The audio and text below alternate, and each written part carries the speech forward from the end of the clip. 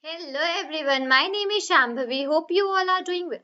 So previously we have seen about the class variables, that basically what are class variables. We have seen this thing, right? So today we are going to see about the self and init. So basically self and init are called as the constructors. Now what do I just mean from this term, that is constructors? What can I say, that what is the definition for constructors? So just let me put a comment here, and here I would just write the firstly, I would just let you know that what is a constructor.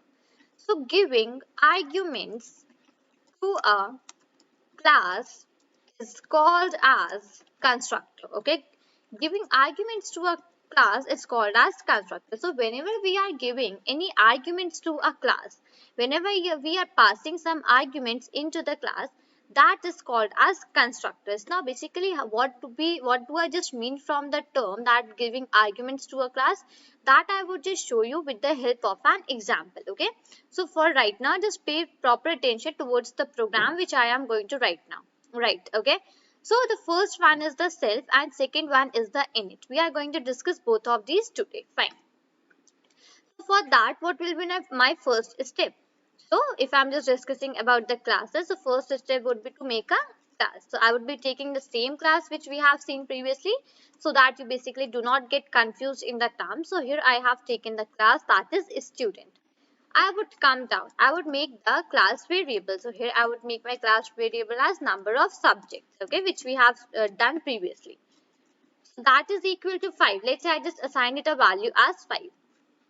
Now, what init and self, these two are the constructors, right? So when you just want to declare the init, so we write the def, okay?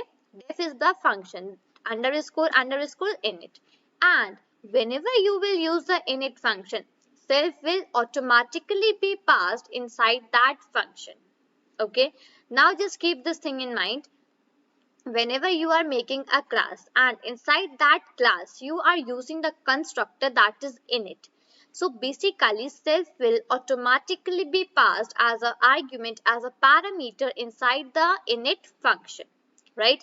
I hope you are listening to me very carefully, so just listen it very carefully. I'm just again repeating, whenever you are going to make a class, so in that class basically what will happen, whenever you are just going to make the init function, so self will automatically be passed as an argument or basically as a parameter. Fine. This is about the init and the self functions, right? I would just come down here, and here itself I would just write some values, right? So here I would just give as a name, comma, a standard. Basically I'm just giving it of my choice, whatever you just want, that you can just give it. Okay, now here I have one more thing, one more question for you all, that basically let's say you have made a class that is a student, right? Now in that student class basically you want to enter the details for 10 students, okay, for 10 students. So what will you do? You will make the 10 objects. That is okay, till this point you can do. But what will you do when you need to write one dot name, one dot standard, one dot section, then two dot name, two dot standard, two dot section, moving towards the 3, then 4, 5, 6, 7, 8, 9, 10?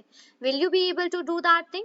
No, that is not possible, right? Through manually it is absolutely not at all possible.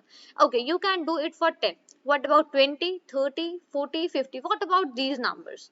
So in that case, basically this self and init functions are used. And at that place, we basically use the constructors, right? Now, how to use that thing? That I am just showing you right now. Okay. So just have a little bit of patience that what I am doing it is just properly see towards it. Okay. And even here, I have passed name standard, and here I would just pass a section. Okay. Come down. Here I would just use myself. So whenever we just declare the self, okay, whenever we just like write the init function and use the self, like pass the parameter as the self, so we always use the self to access the parameters which are present inside the init function. So here I would just write self dot name. Self dot name is equal to a name. Okay, so whenever you just want to declare the name, so at that place you will write self dot name is equal to a name. Self dot standard is equal to a standard, this one. Okay, and at the third self dot section is equal to a section. That is done, right? So till now I have made my class. I have used my init and my self functions. That is okay. Now I would just come down here. I have declared the name section and standard. Now if I just want to print all of these three, so in that case what I would be doing? So in that case I would be making one more function. Let's say that function is details. Now just pay attention, pay proper attention towards the screen. Here I have written def, then details. And as soon as I would just put the bracket, so self will automatically be passed inside that bracket. See, I put the bracket and self is automatically passed here because I have used my init constructor here. Fine. So in this case, I would simply use my print statement and I would just use the f string. So here I would just write, okay, I would just write name of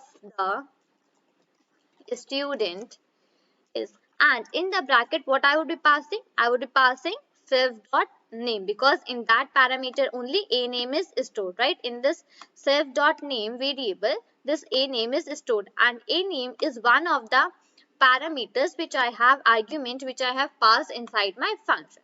So whatever the value I would be writing for it, that would point to self dot name. So I would be writing self dot name inside the bracket. Okay, so here I would be writing self dot name. Okay, I would just put a space here, I would put a comma, and then the standard is, and again the bracket, so here it will be self dot standard, and at last, and the section is,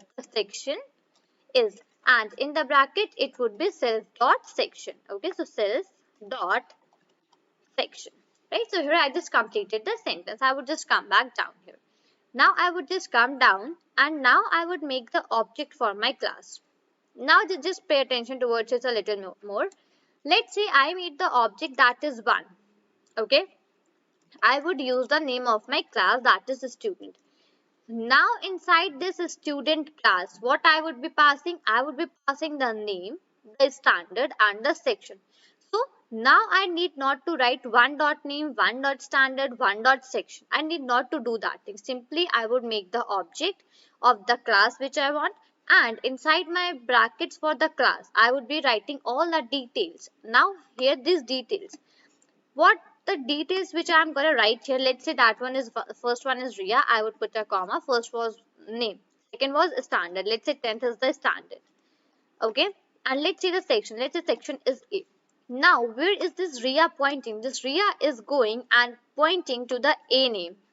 Okay, this A name is the one where this Ria is pointing, and that has been saved in self dot name. Okay, Ria has been now saved, Ria, the name that is here, that has been saved in the self dot name, because self dot name is equal to A name, and the string which I have passed for the A name is Ria, so it is automatically been saved in self dot name and in the print statement which I have used in the details, right? So here self dot name is present, so at this place this will be override by the Ria. Fine. If I just want to make more objects, what I would just do, I would just write 2 again, then I would again write the student class, and in the bracket I would again pass all the details whichever I want. This is the procedure. This one is easy, right? Now you just cannot do the previous thing for 20 or 50, but you can just do a little bit of thing for this one. This is much easier than the previous one.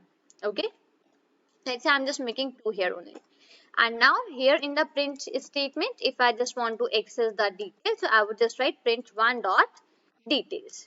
Okay, now I would just run my program here for a while. So as soon as I just wrote print 1 dot details, so what it just let me go above now.